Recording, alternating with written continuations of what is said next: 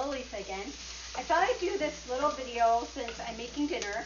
I'm making a curry sauce, and it's very simple. It's not really a recipe. I just kind of add as I go, but it has some basic components, and I love it. My family loves it. I've made it many times for many different things. I love that it's versatile.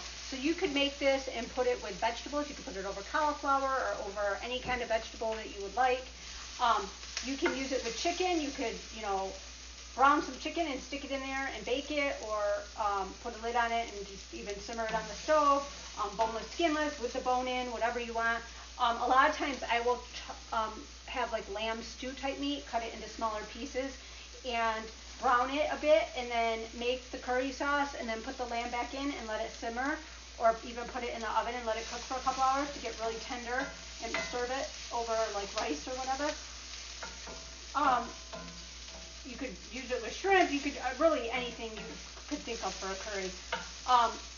We're doing steak tonight, so we're gonna cook a sirloin steak, slice it thinly, and lay it over. Usually I do wild rice and then put the curry sauce over that. We have a whole bunch of brown rice noodles in our pantry, and I'm trying to use stuff up in my pantry. So we're going to cook noodles tonight. So we're going to put the steak over noodles with the curry sauce, and then have salad and I'm not sure what else with it, leftover vegetables probably from last night. So anyway, to start this, I have an onion diced up, and I have, just because I had it in my fridge, I added part of a yellow bell pepper because I had it left over from making the salmon cakes. And so I'm just sauteing those, and they're starting to brown a little bit, so I'm going to move on to the next step. But you could skip the pepper, red pepper, whatever you want, really. It's pretty forgiving, but you do want onion for sure. And you want to saute the onion. I've got a little bit of avocado oil I'm sauteing it with. And now I'm going to add in 2 cloves of garlic. Where's the garlic press? No? The garlic. Hold on, need a tool.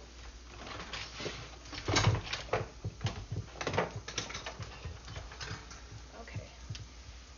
So I'm going to put the garlic in. And this is garlic from my garden last year, so it's starting to sprout a little bit, but that's okay. You need a lot of strength to do this. Hold on, get it all in there. Okay, now it's got the little tool to scrape it out. So I cook the onions till they're basically done, and then I add in the garlic and ginger, because otherwise the garlic will tend to burn. And you don't even have to get your onions this brown. It happens. I have it on medium heat. Okay, and then I'm going to put some ginger. I freeze my ginger, and then I kind of peel it with a spoon or a knife, and then just use the microplane. It's much easier. So I probably want a good like half a tablespoon maybe for how much I'm making, or maybe a good teaspoon. It's very fine minced, so it looks like more than it really is.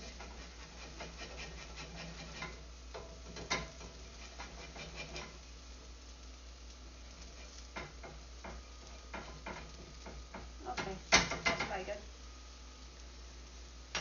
So I'm going to stir that in. Okay. So you've got ginger and garlic, all healthy for you. Helps your immune system. And now we've got curry powder, which is a blend of turmeric, coriander, cumin, fenugreek, ginger, nutmeg, fennel, cinnamon, white pepper, cloves, cardamom, black pepper, and red pepper. This happens to be a blend. This isn't actually the brand that's the bottle. I just reused the bottles I had. It's probably got the same type of stuff in it of what this bottle says, but this is from I think Thrive Market is the one I'm using right now. I also get it from Azure sometimes, but I just refill the bottle I had that said curry. So I'm adding a couple of tablespoons because I'm making quite a bit. Okay, so the main ingredient in curry is turmeric, which is what gives it this yellow color. But turmeric is also really good for you, and what kind of activates its anti-inflammatory properties is black pepper. And there is some in most curry powders, but I'm going to add a little bit anyway because I like the flavor of it. And then I'm going to add a little bit of red pepper flakes. These were for my garden, so they're a little bit bigger pieces that we ground up. Gives it a little bit of heat. So I just want to wake up those spices. I don't want to burn them. And so now I'm going to add the liquid, which is coconut milk and some chicken stock.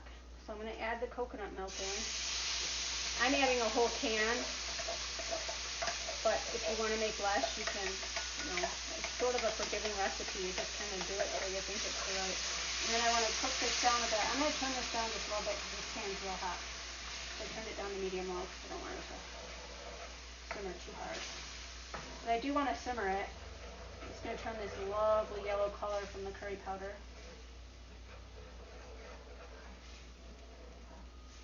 So you kind of want to simmer it down till it's like a little bit thicker. The coconut milk kind of thickens up as it simmers.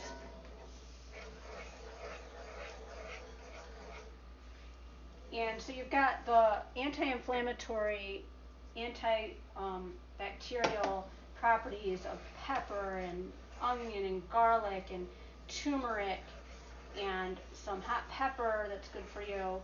And now you've got this coconut milk that's full of medium chain triglycerides, which are healthy fats. So this is like just really yummy and really healthy. So we're just going to let this kind of simmer. I'm going to turn it back up just a tad. And then once we let this cook for a little bit, we're going to add a little bit of chicken stock and a little bit of lemon juice to kind of finish it off. And then we're just going to taste it for seasoning and see if it needs, it probably needs a little bit of salt. There is some salt in, I think, in the curry powder, but I'm going to add a little bit of salt in here. Just a sprinkle. And I'll taste it at the end and see if it needs more seasoning or not. This is just sea salt. So you get some nice minerals from the sea salt.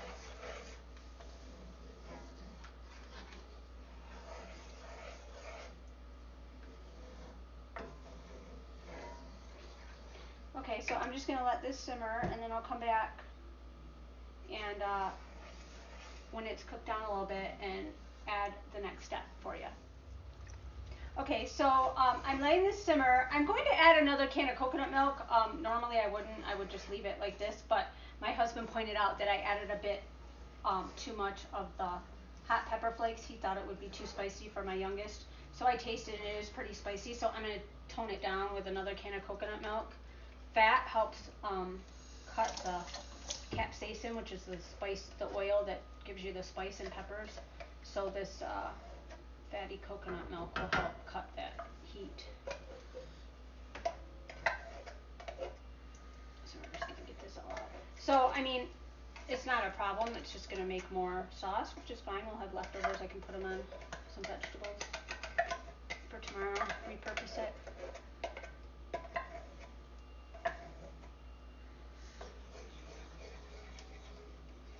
So I'm just going to stir this in and let it continue to simmer. But this should help cut down how much spice I put in there. I didn't realize we had kind of big pieces of the peppers originally, and I guess he ground it finer, and I didn't realize it was coming out so fast when I shook it in. So I usually like a little bit of heat, but I don't like it too spicy because I have a younger one that doesn't like super spicy, and I like spicy, but not super spicy. And then I have one that the hotter the better. So he can always add more heat to his plate. Okay, so we're going to just keep stirring this till all the coconut milk blends in, and then I'll come back and finish. Okay, so I've let this simmer for a little bit. So it's simmered down just a tad, and it's, got a nice kind of luxurious, silky consistency to the sauce. If for some reason, like you had coconut cream instead of coconut milk, or you wanted to thin it out, you could add some bone broth to it. But I don't think mine needs it. I think it's plenty. That's gonna not maybe fit in here. Anyway, I'm gonna add some lemon juice, like half a lemon. Probably not even quite a whole half a lemon because it's a big lemon. All right, that's good. I'm gonna stir that in, and then I'm gonna taste it and see. You can use lime juice. I just don't have any. I'm out of limes. They're on my grocery list, just haven't gone. Alright, so I'm just going to taste this. Hi, I'm back. So, when I showed you how to make the curry sauce, at the very end of the video, somehow something went wrong and it got cut off and the last little segment was not usable. So, I happen to be making curry again for dinner tonight, and so I thought I would finish up the video, but this is a different batch. So, if it suddenly looks a little different, that's why. It's always slightly different. Anyways, so for tonight, I have the sauce all done, and at the end of the last video, I was just getting ready to taste it for seasoning. So I usually just taste it when I'm all done. Oh, there's no spoons in here. Okay, I'll just use a plastic one. I just taste it to make sure it has like enough salt, enough pepper, if it needs a little more curry. This one is exquisite. So this one's done. I did a double batch again. It's 2 cans of coconut milk. This one is slightly different in texture. It's still like glossy and thick, but I had to cook it down a little bit more because I used a different brand of coconut milk. I get what I can find. Both organic. The other one was like Thai Kitchen and it has guar gum, so it makes it a little thicker. This one is the Native Forest that does not have guar gum, so it's a little thinner. Still basic same properties. I just wanted it a little bit of a thicker sauce, so I just cooked it a little longer and stuff.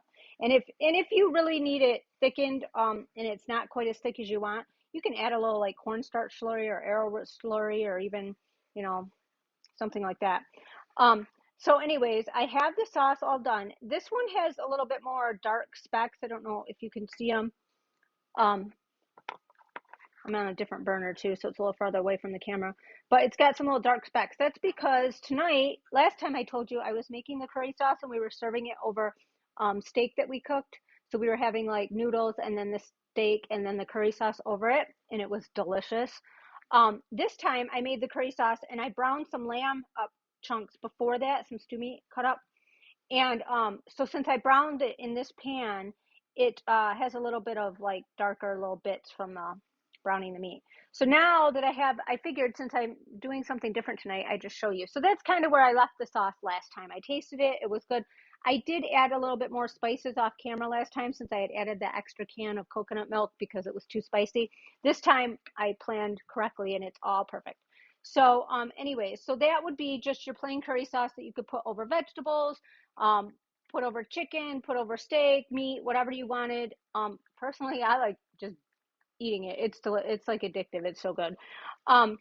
But you can also simmer things inside of it or even put something in it and stick it in the oven. I'm just going to simmer this on the stove tonight. So I'm going to put the browned meat back in here, put a cover on it, and just let it simmer till the meat's cooked all the way and gets nice and tender. I'm not sure how long that'll take. If you were cooking chicken, you could do something similar, even with pieces of bone-on chicken. I would probably put those in the oven because it'll cook a little bit easier. But, and you could even, if you wanted to, you could even put your vegetables in here raw and cook them in the sauce if you wanted. They'll just give off a little more liquid and make it a little looser of a sauce. But this is pretty much all you do for this curry sauce. It is so versatile and it's so healthy with all the ingredients that are in it. I did not add any, I did add the lemon juice. I added some lemon juice to give it a nice little bright pop of flavor at the end. But I did not add the chicken stock because the coconut milk was plenty liquidy enough for what I needed. But if I wanted to thin it out, a little veggie stock, chicken stock, bone broth, whatever, it would be perfect. So that's all there is to it. I'm just putting the meat down in the sauce and I'm going to make sure it comes up to a simmer and put the lid on and let it cook till the meat's all tender. And then we're going to serve this over some rice. I'm going to have cauliflower rice. So that's dinner tonight. Hope you enjoyed learning about this. I hope you try it. Let me know if you try it, how you like it, what you think. I'll talk to you later. Bye and good luck.